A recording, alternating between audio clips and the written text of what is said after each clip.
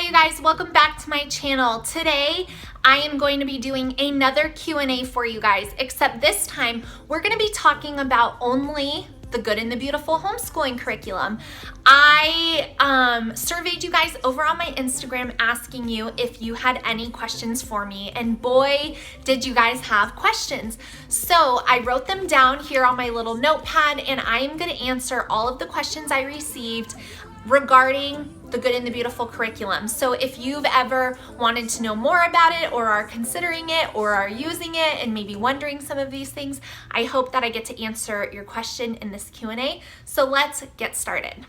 All right, you guys, so the first question I have here is from Kendra Dodge. It says, am I doing the science units in a specific order? The answer is no. Although I feel like you could do them in a specific order, meaning like you could do like space and weather together because those kind of go well together, or you could do like kingdoms and classifications, and then you could do maybe like the arthropod unit, and then you could do like human body, and you could do safety, because those, you could like link them up that way. I am not doing that. I am just choosing what we feel like learning about next, and that is how we're approaching our science with the Good and the Beautiful, although I am not telling you to do that. That's just how we're doing it. Jean Moyer 4 asked, how long does a language arts lesson take? Now, this is a very, very, very discretionary question, because it's going to depend on how old your kiddo is. It's going to depend on their ability, their level. I will say for my 4 kids, my oldest, her language arts takes, and this is doing everything, it takes between, I would say on average, about 30 minutes a day. If she's writing a long essay, of course it's going to take a lot longer than that, but on average I would say she spends about 30 to 45 minutes on language arts. Same for my son, who is in 5th grade. My son, who is in 3rd grade, I would say maybe around the 20 to 25 minute mark.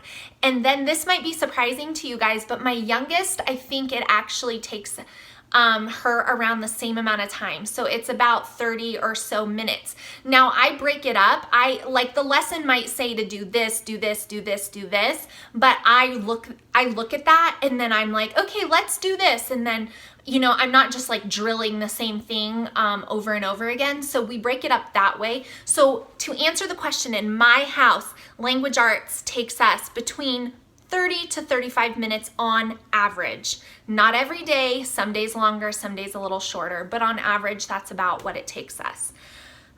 7 and done, I love that, asked me, is the Good and the Beautiful good at reviewing a concept without it being overkill?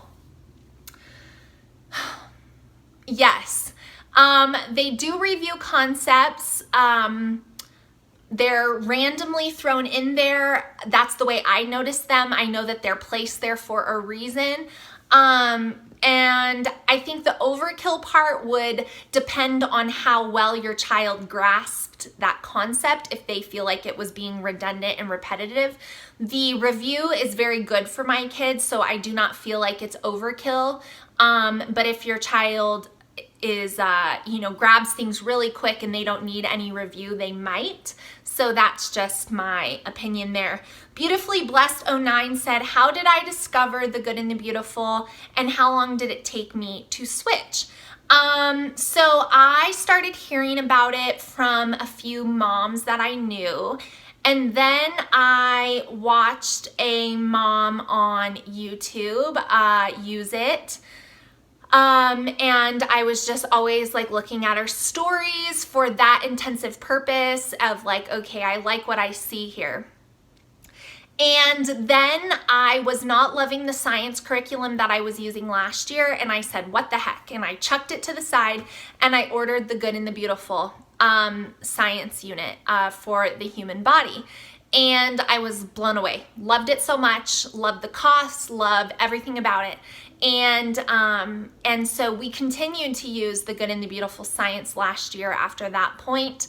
And I knew within the first 2 weeks of using the science stuff that we were going to be headed that direction with everything in our homeschool the following year. So this year is the year that I switched over to all of their curriculum, and I am loving my choice.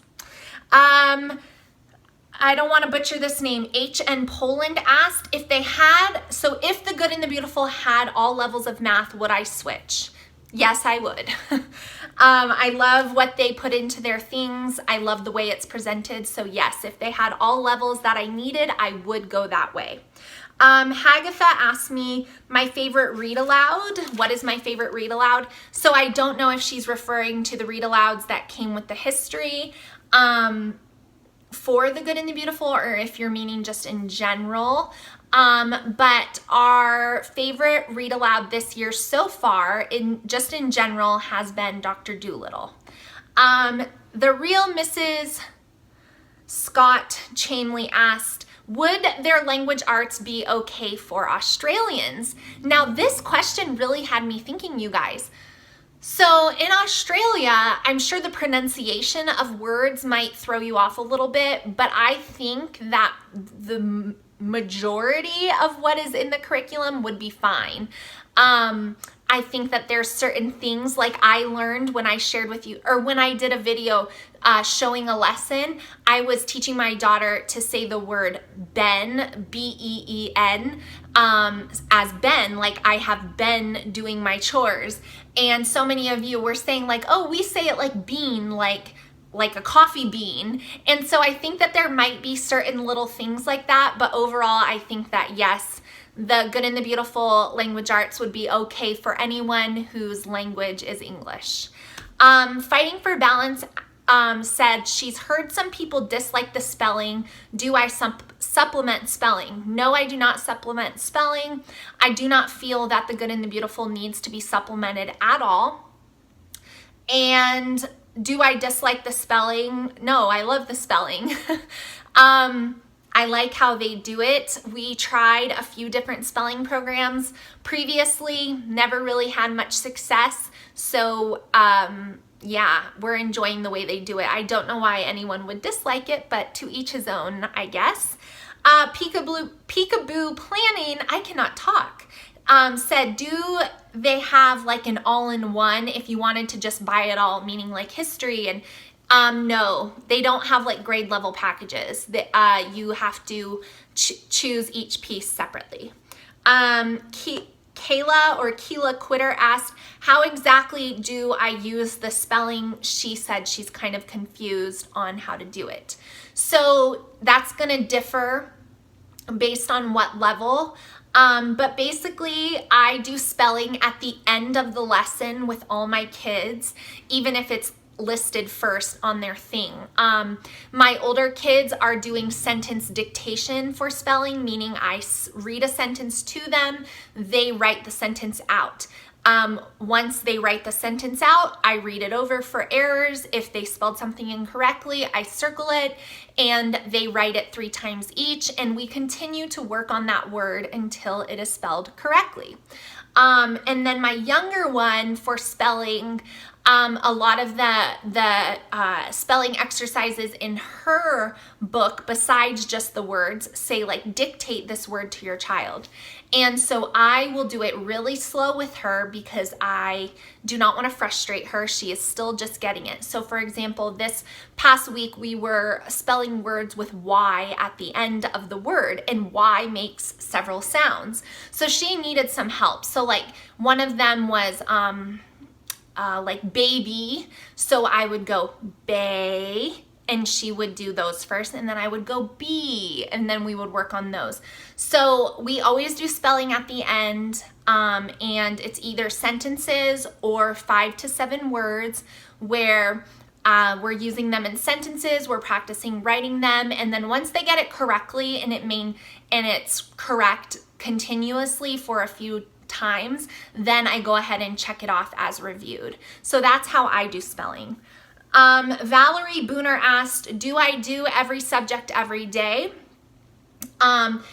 We do not do history or science every day, but all of the rest of our subjects we do. I do history or science, depending on which unit I'm doing, 2 to 3 times a week. But everything else I do every day. But keep in mind, I school 4 days a week. The last question I have regarding the good and the beautiful is from Reinhardt 3. And she said, is this good, like, is the curriculum a good fit for a dyslexic child? And I really want to answer this question for you, but I am not knowledgeable enough on dyslexia and the challenges that that presents to feel like I can answer it well for you with my personal opinion. But I will say I've seen lots of mamas who have dyslexic children, one of them being one of my friends that I actually met through YouTube. If you're watching this, you know who you are.